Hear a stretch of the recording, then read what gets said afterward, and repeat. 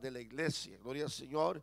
Y verdad, estos son los principios que nosotros hemos tomado como base de nuestra fe.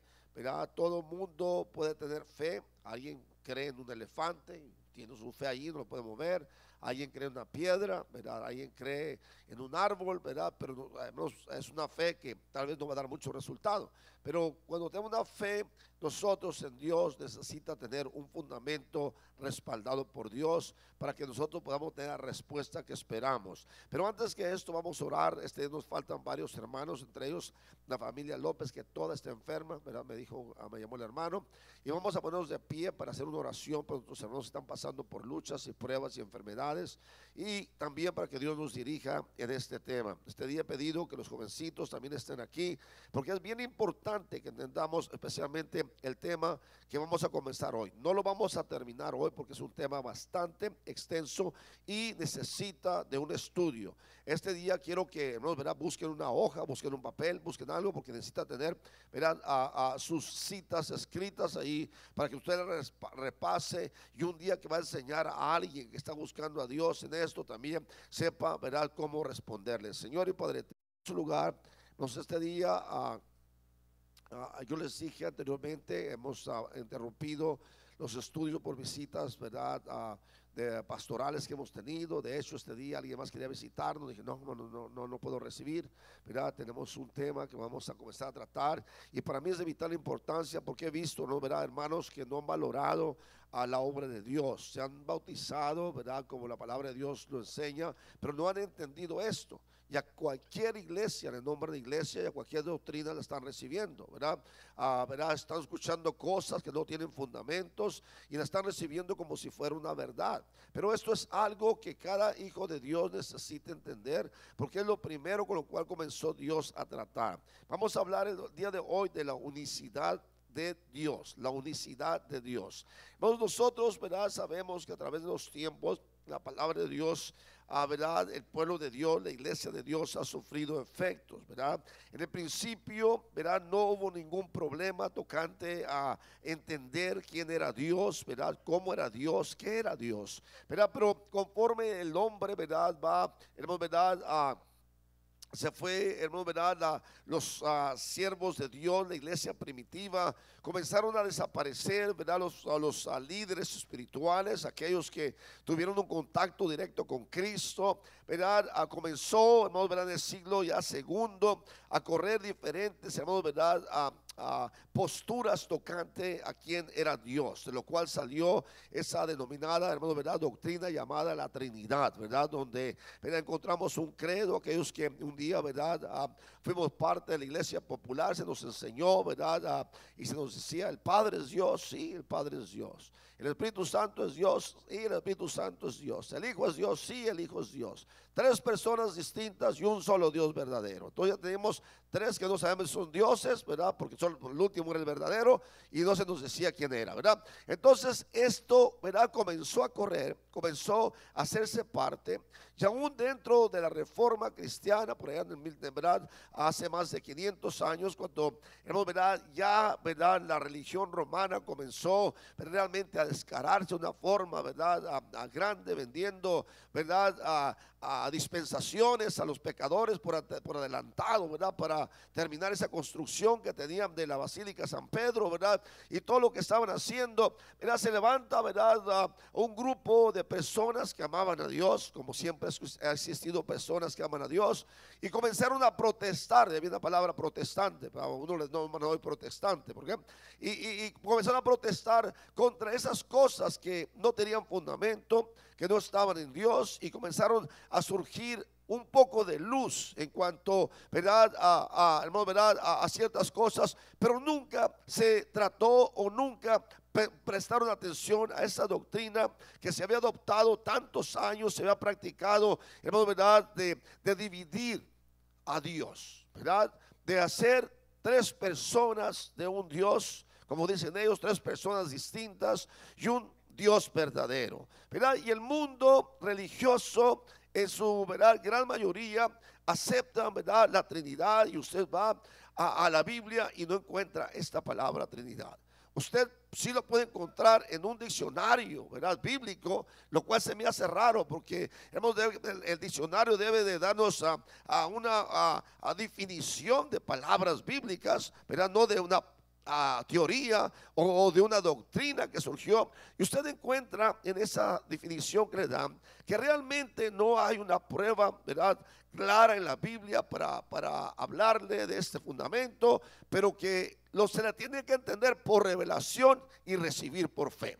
Y déjeme decirle que el Señor no nos dejó, ¿verdad?, a la aventura o a definir por nosotros mismos algo tan profundo y tan grande como es, ¿verdad?, su divinidad, como es, ¿verdad?, lo que corresponde a quien es Él. Desde tiempos antiguos, hermanos, tanto en el Nuevo Testamento como en el Antiguo Testamento, Dios, ¿verdad?, nos da consejos. Por ejemplo, encontramos nosotros en la carta de los Efesios capítulo 2, del verso 20 al verso 22, era el consejo que nos da el apóstol Pablo tocante a cómo usted y yo debemos formarnos, cómo debemos construir nuestra fe en Dios, nuestra carrera en Dios, nuestra conducta en Dios. Y nos dice ahí, ¿verdad?, en Efesios 2, 20 a 22, edificados sobre el fundamento de los apóstoles y profetas, siendo la principal piedra del ángulo Jesucristo mismo, en quien todo el edificio bien coordinado va creciendo para ser un templo santo en el Señor, en quien vosotros también sois juntamente edificados para morada de Dios en el Espíritu. Entonces miramos nosotros aquí, ¿verdad?, que nuestra fe, el consejo para usted y para mí es que usted y yo nos edificamos, ¿verdad?, sobre el fundamento de los apóstoles y los profetas. Y esto es lo que, ¿verdad?, la Biblia precisamente cuenta, el testimonio de lo que escribieron aquellos hombres que palparon al verbo de vida, que escucharon la palabra, que miraron en Cristo, que escucharon de Él, y también personas que inspiradas por Dios, Dios las tocó, los profetas, y hablaron tocante tanto al nacimiento del Salvador como quién era Dios, ¿verdad?, o quién es Dios. Y este día vamos a tocar algunas escrituras básicas para entender esto, porque déjeme decirle que de esto depende, hermano, ¿verdad?, que usted entienda el por qué la fórmula bautismal. De esto depende que usted entienda el bautismo del Espíritu Santo. De esto depende que usted entienda, ¿verdad?, realmente quién es Jesús, ¿verdad?, y su poder, su gloria, ¿verdad?, el poder que existe en su nombre. Si usted no entiende quién es Jesús, entonces va a quedar básicamente a merced de su imaginación y a merced de la maquinación de ideas de los hombres, ¿verdad? Hay gente que aunque no tenga un fundamento, lo quiere hacer verdad. Yo a veces, ¿verdad?, cuando tengo tiempo casi no escucho radio, pero lo traigo una estación ahí donde hay predicaciones. De vez en cuando a cierto horario sale el doctor Charles Stanley y me gusta mucho la forma que enseña y lo escucho. Pero por la tarde a veces un programa, hermanos, ahí que se llama de fe y razonamiento, y esta persona, hermano, ¿verdad?, a veces me da risa porque cosas que no son las quiere hacer a fuerzas que sean. ¿Y por qué? Porque está usando una fe basada en un razonamiento humano. Y usted y yo no debemos darle lugar a mi razonamiento humano poniéndolo antes que la palabra de Dios. Pero esto dice aquí, edificados sobre el fundamento de apóstoles y profetas, siendo Cristo la principal piedra del ángulo. En el Antiguo Testamento encontramos la doctrina de un solo Dios, en la cual Israel debía transmitir, pasar este conocimiento, repetirlo a sus hijos, ¿verdad?, enseñarlo para que, hermanos, entendiesen que ellos tenían, hermanos, ¿verdad?, a una relación con el único verdadero, con el creador de los cielos. Y encontramos nosotros en Deuteronomio capítulo, gloria al Señor, Deuteronomio capítulo 6, verso 4 al 9, las siguientes palabras. oye Israel, Jehová nuestro Dios, Jehová, ¿qué? Uno es. Llamarás a Jehová tu Dios de todo tu corazón, de toda tu alma y con toda tu fuerza. Y estas palabras que yo te mando, nota aquí otra vez, yo te mando. Es importante entender aquí, si existe, ¿verdad?, una pluralidad en la esencia divina, ¿cómo es posible que se hable solamente en términos, ¿verdad?, individuales? Que yo te mando, ¿verdad? Si hay una organización o una, ¿verdad?, grupo, ¿verdad?, de cosas o elementos o seres que están formando algo, una sociedad, podemos decir así, para poder nosotros expresar y decir, estamos en acuerdo todos, ¿verdad?, lo que conformamos esto, ¿verdad? Diría que te mandamos, que nosotros mandamos, no que te mando. Miramos aquí, oye Israel, el Señor nuestro Dios, el Señor uno es.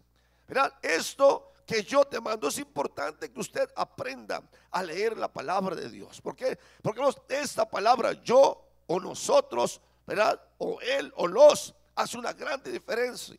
Y miramos aquí nosotros que Dios hace claro a Israel que es uno solo. Oye Israel, el Señor nuestro Dios, el Señor uno es.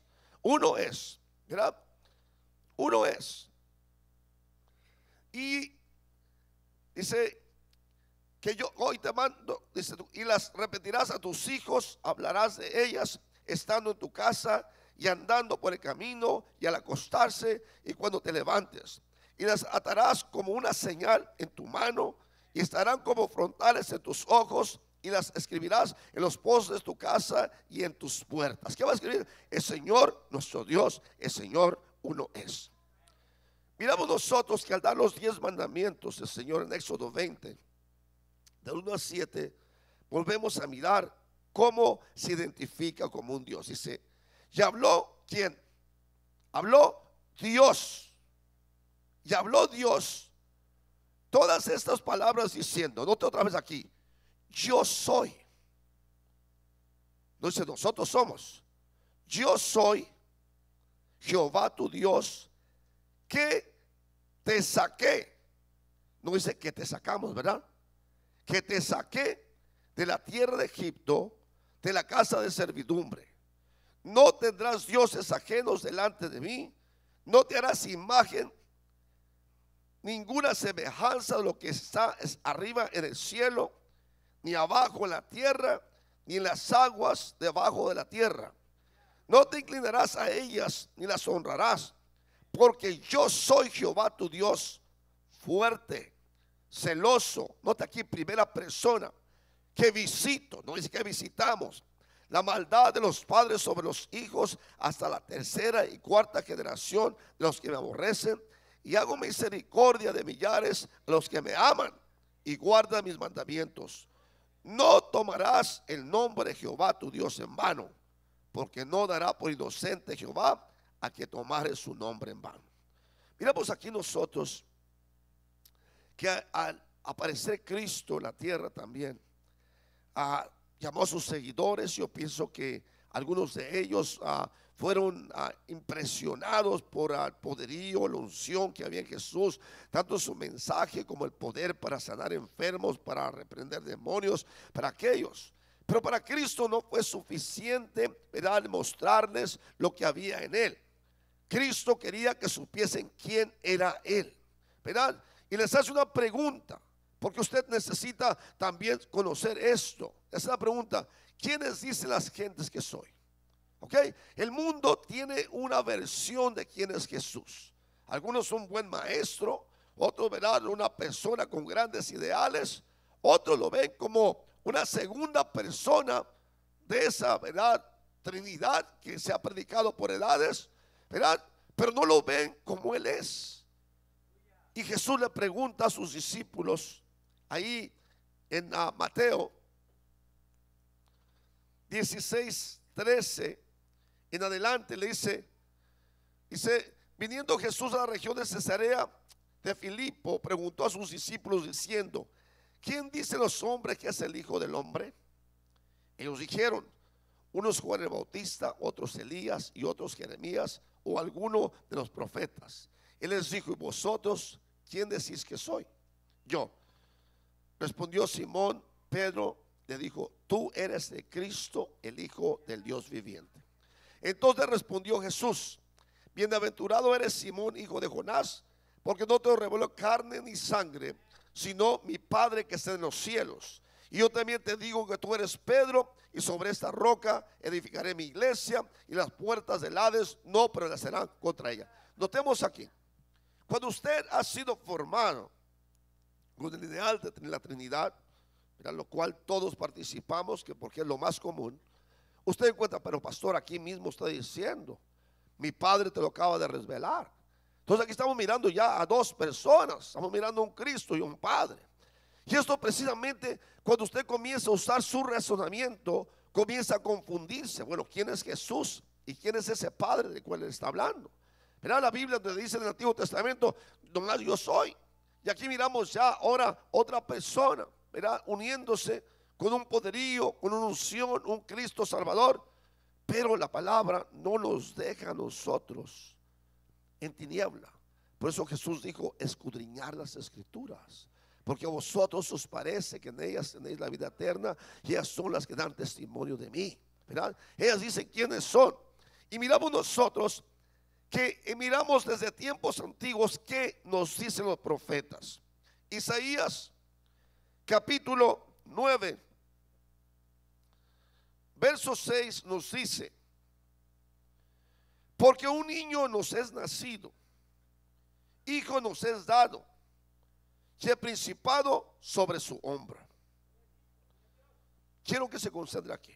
Porque un niño nos es nacido, hijo nos es dado, y el principado sobre su hombro. Y se llamará su nombre, nota aquí: admirable, consejero, Dios fuerte, Padre eterno, príncipe de paz. ¿A quién se le llamaría esto? Al niño que había de nacer. Dios fuerte, Padre eterno, príncipe de paz, llamará su nombre. Ahora, ahí dice: hermano, espérenme un poquito, ¿qué es este niño? Bueno, este niño lo miramos nosotros también en el capítulo 7, verso 14, y se nos dice así: por tanto, el Señor mismo os dará señal. He aquí que la Virgen concebirá y dará a luz un hijo, y llamará su nombre Emmanuel. Emmanuel. Mateo, al hablar de la concepción de Cristo, el nacimiento de Cristo, nos declara en el capítulo 1, el verso 23, las siguientes palabras. Lo mismo que el profeta repitió: he aquí, una virgen concebirá y dará a luz un hijo, y llamará su nombre Emmanuel. Nos dice que traducido es: Dios con nosotros. Dios con nosotros.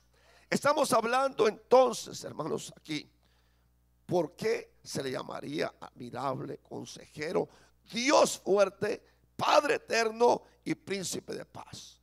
Vamos a tomar paso por paso en el Antiguo Testamento esta doctrina. Vamos a mirar cómo se presenta, ¿verdad?, el Señor. Cómo es que ¿verdad?, Dios nos anuncia, ¿verdad?, ese Dios que conocemos nosotros antes de la aparición de Cristo, que el mundo dice: pues este es el Padre. ¿Verdad? Aparece Cristo, este es el Hijo. Cristo se va a nuestra presencia, aparece el Espíritu Santo, ¿verdad?, como para guiarnos a nosotros. Dice: pues esta es la tercera persona que hay. ¿Qué es lo que la palabra de Dios nos enseña desde el Antiguo Testamento? Miramos nosotros, hermanos, en el Antiguo Testamento, en el libro de Isaías capítulo 41. Vamos a ir al capítulo 44, primeramente, verso 6, y lo vamos a leer para regresar a este capítulo 41. Isaías 44, quiero que me ayuden aquí en estos versos, ¿verdad? Y me los pongan aquí. Versículo 6. ¿Qué nos dice? ¿Ahí me puede ayudar a leer? Así dice Jehová, Rey de Israel y su Redentor, Jehová de los ejércitos. Yo soy, y yo soy, y fuera de mí, espérame un poquito, y fuera de mí no hay Dios. ¿Qué nos dice en Isaías? Y llamará su nombre Manuel, que traducido es Dios con nosotros. ¿Qué nos dice? Que este niño que iba a nacer sería llamado admirable, consejero, Dios fuerte, Padre eterno y príncipe de paz. ¿Verdad que sí? Entonces, ¿cuántos dioses hay? Miramos aquí nosotros, dice, yo soy el primero y yo soy el último, y fuera de mí no hay Dios. Verso 8. ¿Qué nos dice verso 8? No temas, no temáis ni os amedrentéis, no te lo dice saber, oír desde la antigüedad, y te lo dije, luego vosotros sois mis testigos. No hay, ¿qué? No hay Dios sino yo. No hay fuerte. ¿Qué dice? No conozco ninguno. Si Dios no conoce a otro Dios, si Dios no conoce a nadie más que comparta su esencia, que comparta su poder, que comparta lo mismo que Él es, ¿cómo es que algunas gentes conocen más que Dios? ¿Cómo es que algunas personas dicen son tres? Si Dios no conoce, repítame esto ahí. No hay fuerte. No conozco ninguno. No hay Dios sino yo. No hay fuerte. No conozco ninguno. Es importante entender esta, y lo vamos a entrar después al Nuevo Testamento. Yo lo que quiero que miremos qué dice el Nuevo Testamento.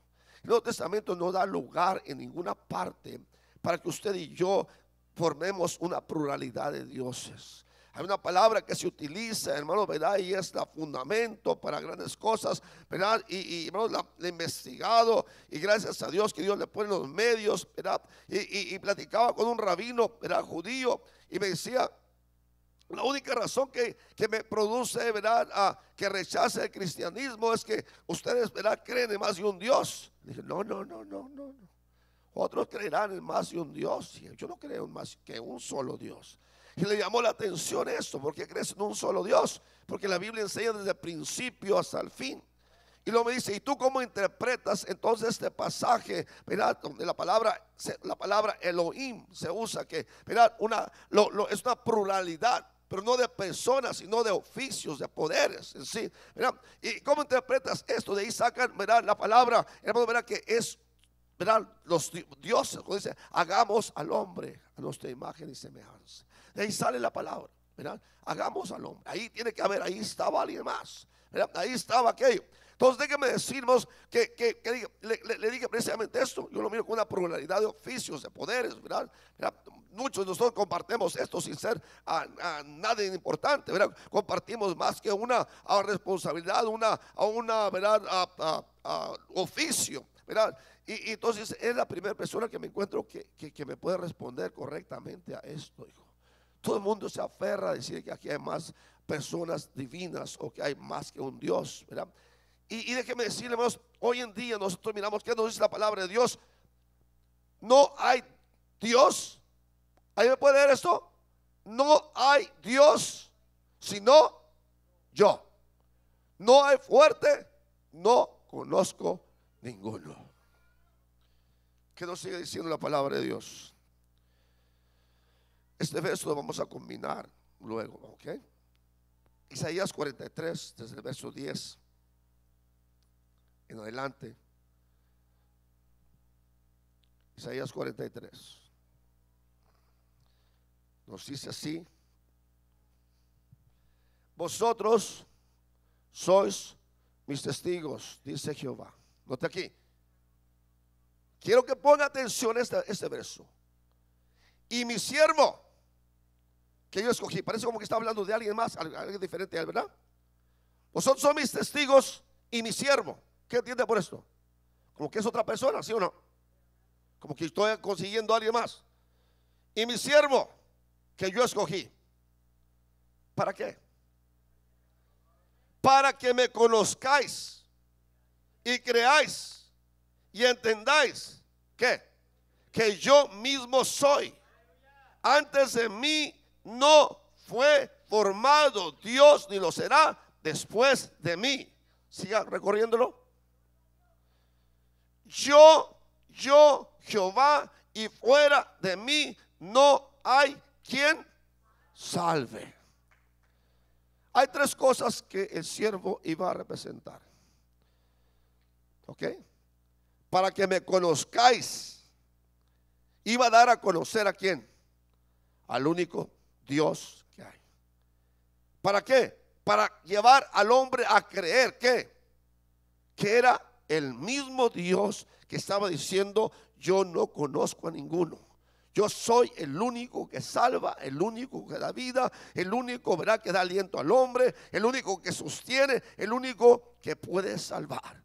Para que me conozcáis, para que creáis y entendáis que yo mismo soy.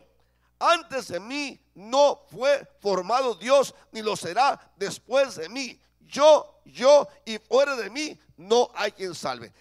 Si nos guardamos ese pasaje ahí en la memoria y nos vamos a la primera carta del apóstol Juan, al capítulo 5 y al verso 20, vamos a encontrar que hubo alguien por lo menos que sí entendió esto que el Señor estaba diciendo a través de Isaías. ¿Qué nos dice el verso 1 Juan 5:20? Pero sabemos, pero sabemos que el Hijo de Dios ha venido, el siervo ha venido y nos ha dado entendimiento. Ahora entiendo. Para conocemos al que es verdadero. Y estamos en el verdadero, en su Hijo Jesucristo. ¿Qué es esto? Repita lo último. Este es el verdadero Dios y la vida eterna. ¿Okay? ¿Para qué? Para que me conozcáis, creáis y entendáis que yo mismo soy. ¿Ok? Ahora dice el apóstol Juan, ahora sabemos. ¿Verdad? Porque ha venido el siervo y nos ha hecho conocer. Hemos entendido que ese siervo que se presentó en un vaso humano, en un cuerpo humano, era el mismo Dios de allá del Antiguo Testamento que dijo, ¿verdad? No hay otro Salvador que no sea yo. No conozco a ningún otro Dios fuerte que no sea yo. Solo hay uno que lo puede vencer. Pero ahora se presenta como un siervo. Como un siervo. ¿Qué dijo Jesús? El Hijo del Hombre no vino para servir, para ser servido, sino para servir y dar su vida en rescate por mucho. Esto es lo que nos confunde muchas veces a nosotros. No entendemos nosotros, hermanos, el proceso, la forma en la cual, hermano, ¿verdad?, Dios se ha manifestado a través de los siglos. Y si no entendemos esto, vamos a estar siempre brincando de un lugar a otro. Yo, hermano, a veces me llama la atención cuando escucho algún programa por ahí de radio, especialmente en español, ¿verdad? Y dicen, pues vamos a leer la palabra en el nombre del Padre, del Hijo y del Espíritu Santo, ¿verdad? Como decir, para no dejar a nadie afuera, no se me vaya a sentir nadie. Pero qué bonito es entender, gloria al Señor, cuando, hermanos, la divinidad del Señor. Porque usted sabe que dice, Padre, yo te alabo con mi corazón. Está refiriéndose a qué? Al único Dios que existe, gloria al Señor. Oh, Cristo bendito. Se está refiriendo a quién? Al único verdadero, gloria al Señor. Dice, oh Espíritu Santo, llena mi vida. ¿A quién está pidiendo? Al único Dios. ¿Por qué? Porque Dios es Espíritu. Miramos nosotros, hermanos, yendo sobre esto mismo. Estamos en el verdadero. O este es el verdadero Dios y la vida eterna. Dios nos habla desde que usted va y lo mira, hermano, vea a Génesis capítulo 1 y comienza usted a mirar ahí el capítulo 1 del libro de Génesis, el principio de la Biblia. Usted encuentra, ¿verdad?,